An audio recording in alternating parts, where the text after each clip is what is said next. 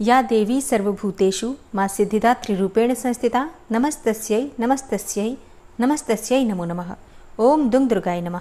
आप सभी को शारदीय नवरात्रि की महाअष्टमी और नौमी तिथि की मंगल शुभकामनाएं। मां जगदम्बा की कृपा सदैव आप और आपके समस्त परिवार पर बनी रहे। 11 अक्टूबर 2024 आज है शुक्रवार का दिन और आज शारदीय नवरात्रि की दुर्गा अष्टमी है। नवरात्रि की अष्टमी तिथि पर और नौमी तिथि पर कन्या पूजन हवन इत्यादि किया जाता है। तो आज की वीडियो में मां सिद्धिदात्री की पूजा के साथ ही आपको कन्या पूजन और हवन के शुभ मुहूर्त की भी जानकारी दी जाएगी, तो वीडियो को अंत तक जरूर देखिए। तो बात करेंगे शुभ मुहूर्त के बारे में, लेकिन उससे पहले जानते हैं कि नवरात्रि के 9वें दिन मां सिद्धिदात्री की पूजा आपको किस प्रकार से करना है। 11 अक्टूबर को मां सिद्धिदात्री की पूजा हम करेंगे और हाँ, 12 अक्टूबर को भी सुबह नौमी तिथि रहेगी, तो 12 अक्टूबर को भी मां सिद्धिदात्री की पूजा आप कर सकते हैं। तो नौमी तिथि के दिन भी पूजा आपको बिल्कुल उसी प्रकार से करनी है। सुबह आप जल्दी उठेंगे, स्नान इत्यादि से निवृत्त होकर साफ स्वच्छ वस्त्र धारण करेंगे। आज हमें किस रंग के वस्त्र धारण करने चाहिए? देखिए, मां सिद्धिदात्री का प्रिय रंग होता है बैंगनी या जामुनी। ऐसा माना जाता है कि बैंगनी कलर या जामुनी कलर सिद्धि प्रदान करने वाला होता है, आध्यात्म की ओर ले जाने वाला होता है। और इसके अलावा गुलाबी रंग भी मां को बहुत प्रिय होता है, तो आप गुलाबी रंग के वस्त्र धारण करके भी पूजा आराधना कर सकते हैं। लाल, गुलाबी या फिर आप किसी हल्के रंग के वस्त्र धारण करके पूजा कीजिए। शुभ रंगों का प्रयोग आज कीजिए। आज बहुत शुभ दिन है, मां सिद्धिदात्री का दिन है और संपूर्णता है आज नवरात्रि की, तो शुभ रंगों का प्रयोग करना चाहिए। तो स्नान इत्यादि से निवृत्त होकर साफ स्वच्छ वस्त्र धारण करके सबसे पहले भगवान सूर्यदेव को जल अर्पित करना चाहिए। उसके बाद आप अपने घर के मंदिर में आ जाइए, जहां पर आपने मां भगवती दुर्गा की चौकी स्थापित की है। अब आपको सबसे पहले सभी देवी देवता जो आपने विराजमान कर रखे हैं उन्हें प्रणाम कीजिए और इसके बाद शुद्ध आसन डालकर चौकी के सामने बैठ जाइए। अपने ऊपर थोड़ा जल छिड़क लीजिए। आसपास जो सामग्री पूजा की है सब पर थोड़ा थोड़ा जल का छिड़काव कर लीजिए और मंत्रोच्चारण करते रहिए। मंत्रों के द्वारा ही हमेशा पूजा प्रारंभ करनी चाहिए। किसी भी मंत्र का जप करते हुए, जैसे कि ओम सर्व मंगल मांगल्ये शिवे सर्वार्थ साधिके शरण्ये त्र्यंबके गौरी नारायणी नमोस्तुते, आप इस मंत्र का भी जप कर सकते हैं या किसी भी दूसरे मंत्र के द्वारा स्थान का शुद्धिकरण कीजिए। उसके बाद अपने सामने शुद्ध घी का एक दीपक प्रज्वलित कर लीजिए और इसके बाद आपकी पूजा प्रारंभ हो जाती है। सबसे पहले आप गणेश जी का पूजन करेंगे, कलश का पूजन करेंगे, क्योंकि कलश में सभी देवी देवता विराजमान हैं। तो आप सबकी पूजा करने के बाद मां भगवती दुर्गा की पूजा करेंगे। जैसे कि अगर आपने नवग्रह मंडल स्थापित किया है या षोडश मातृका स्थापित की है, तो इन सबकी पूजा आपको पंचोपचार विधि से धूप दीप नैवेद्य अक्षत पुष्प ये सभी चीजें अर्पित करके करना है। उसके बाद मां सिद्धिदात्री की पूजा करनी है। तो मां सिद्धिदात्री का ध्यान करने के लिए अपने दाहिने हाथ में अक्षत जल और पुष्प ले लीजिए और मां सिद्धिदात्री का ध्यान कीजिए। मां सिद्धिदात्री का स्वरूप क्या है जिसका आपको पूजा के समय ध्यान करना है? देखिए, मां सिद्धिदात्री कमल पर विराजमान है। देवी सिद्धिदात्री की 4 भुजाएं हैं, जिसमें गदा, कमल, शंख और सुदर्शन चक्र विद्यमान है। मान्यता है कि मां दुर्गा की 9वीं शक्ति देवी सिद्धिदात्री की पूर्ण श्रद्धा से अगर आराधना की जाए तो अष्ट सिद्धियों की प्राप्ति हो जाती है, नव निधियों की प्राप्ति होती है, बुद्धि और विवेक की प्राप्ति होती है। गंधर्व, किन्नर, नाग, यक्ष, देवी देवता और मनुष्य सभी इनकी कृपा से सिद्धियों को प्राप्त करते हैं। इसलिए मां को सिद्धिदात्री कहा जाता है।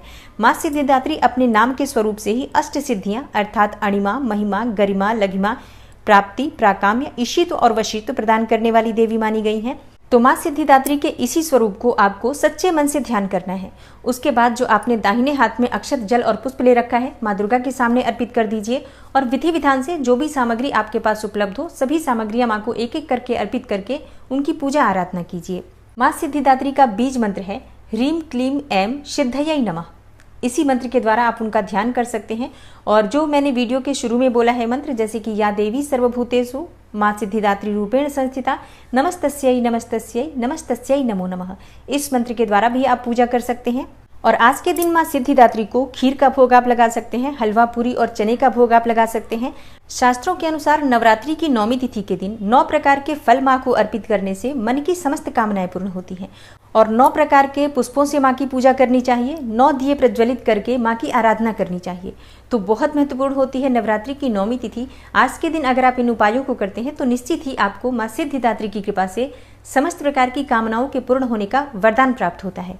और मां का प्रिय पुष्प है कमल का पुष्प, गुलाब का पुष्प, गुड़हल का पुष्प। इन पुष्पों में से जो भी पुष्प आपके पास उपलब्ध हो मां को अर्पित कीजिए।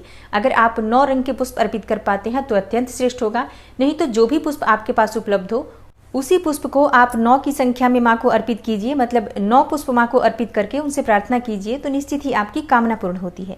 और हाँ, पूजा विधि विधान से करने के बाद माँ की आरती कीजिए। लौंग और कपूर से आरती आप कर सकते हैं, या फिर शुद्ध घी के दीपक में भी आप थोड़ा सा कपूर डालकर माँ की आरती कर सकते हैं। और उसके बाद माँ से क्षमा प्रार्थना कर लीजिए। व्रत में किसी भी प्रकार की भूल चूक हुई हो, या नवरात्रि में जो हमने पूजा की है या जो प्रार्थना की है, मंत्र जप इत्यादि किए हैं, तो उसमें किसी भी प्रकार की जाने अनजाने हमसे गलतियां हुई हो या परिवार के किसी भी सदस्य से कोई गलती हुई हो, तो माँ से उसके लिए क्षमा प्रार्थना कर लीजिए। और हमेशा आपको माँ दुर्गा की कृपा प्राप्त होती रहे, इसके लिए प्रार्थना कीजिए। मन की जो भी आपकी कामना हो, माँ सिद्धिदात्री उसे पूर्ण करें, इसके लिए माँ सिद्धिदात्री से प्रार्थना कीजिए। अब आपकी पूजा जब पूर्ण हो जाती है तो थोड़ा सा जल अपने आसन पर डालकर 2 उंगलियों से अपने मस्तक पर 2 बार लगा लीजिए, जिससे कि इस पूजा का आपको संपूर्ण फल प्राप्त होगा। और अब जानते हैं 11 अक्टूबर के शुभ मुहूर्त के बारे में। देखिए, 11 अक्टूबर को सूर्योदय काल का समय रहेगा सुबह 6:17 पर, और सूर्यास्त का समय है शाम को 6:01 पर। नौमी तिथि प्रारंभ हो रही है 11 अक्टूबर को दोपहर में 12:07 पर, और नौमी तिथि का समापन होगा 12 अक्टूबर को सुबह 10:58 पर।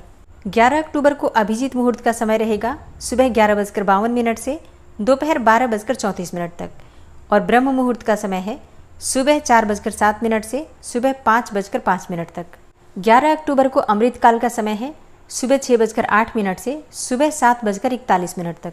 ये सभी शुभ मुहूर्त हैं जिस समय में आप पूजा आराधना कर सकते हैं, मंत्रों का जप कर सकते हैं, कन्या पूजन भी कर सकते हैं और हवन भी कर सकते हैं। अब एक ऐसा समय जिस समय में आपको कोई भी शुभ काम नहीं करना है, वो रहेगा राहु काल का समय, जो कि सुबह 10:30 से दोपहर 12 बजे तक रहेगा। इस 1.5 घंटे के भीतर आपको कोई भी शुभ काम प्रारंभ नहीं करना है, लेकिन अगर आप पहले से कर रहे हैं कोई काम तो बिल्कुल कर सकते हैं, कोई समस्या नहीं है। अच्छा, कन्या पूजन आप ब्रह्म मुहूर्त में भी कर सकते हैं, अभिजीत मुहूर्त में भी कर सकते हैं। इसके अलावा विजय मुहूर्त आपको प्राप्त होगा 2 बजे से दोपहर 2:47 तक। मतलब दोपहर में 2 बजे से 2:47 तक आप कन्या पूजन कर सकते हैं। अच्छा, कई भक्तों के प्रश्न आते हैं कि क्या हम शाम को कन्या पूजन नहीं कर सकते? जी हाँ, कर सकते हैं। शाम को कन्या पूजन का शुभ मुहूर्त नोट कीजिए। शाम को 5:54 से शाम 7:08 तक ये कन्या पूजन का शुभ मुहूर्त है। गोधूली मुहूर्त में आप कन्या पूजन कर सकते हैं। अब बात करें हवन के शुभ मुहूर्त के बारे में, तो देखिए, वैसे तो आप अष्टमी में भी हवन कर सकते हैं, लेकिन नवरात्रि का जो विशेष हवन होता है नौमी में किया जाता है, नौमी तिथि में किया जाता है। तो हवन करने का जो सबसे शुभ मुहूर्त है 11 अक्टूबर को प्रारंभ होगा दोपहर में 12:08 से, और समाप्त होगा 12 अक्टूबर को प्रातःकाल 10:58 तक। मतलब नौमी तिथि जब से प्रारंभ हो रही है और जब तक समाप्त हो रही है, इस बीच में आप नौमी का हवन कर सकते हैं। नवरात्रि के समापन होने पर दुर्गा जी का विसर्जन किया जाता है। मतलब जो लोग दुर्गा जी की मूर्ति लाकर अपने घर में स्थापित करते हैं, या पांडाल में भी स्थापित की जाती है जो मूर्ति, जैसे कि माँ दुर्गा के मिट्टी का विग्रह अगर आप स्थापित करके पूजा कर रहे हैं नवरात्रि में, या फिर पांडाल में स्थापित है, तो ऐसे में विसर्जन का जो शुभ मुहूर्त आपको प्राप्त होगा 12 अक्टूबर को प्राप्त होगा। इस दिन दोपहर में 1:17 से दोपहर 3:35 तक दुर्गा विसर्जन का शुभ मुहूर्त है। तो दोस्तों, ये है आज की वीडियो। उम्मीद करती हूँ आपके लिए उपयोगी होगी। अगर वीडियो पसंद आई हो तो लाइक कीजिए, शेयर कीजिए, और चैनल पर पहली बार आए हैं, अगर अभी तक आपने चैनल को सब्सक्राइब नहीं किया है, तो आज की वीडियो अगर आपको अच्छी लगे तो चैनल को सब्सक्राइब करके बेल आइकन को जरूर प्रेस कर लीजिए। इससे ये होगा कि इस चैनल पर जो भी नई वीडियो अपलोड होंगी उनकी नोटिफिकेशन आपको सही समय पर प्राप्त होगी। मिलती हूँ मैं आपसे अगली वीडियो में, तब तक के लिए जय श्री राधे।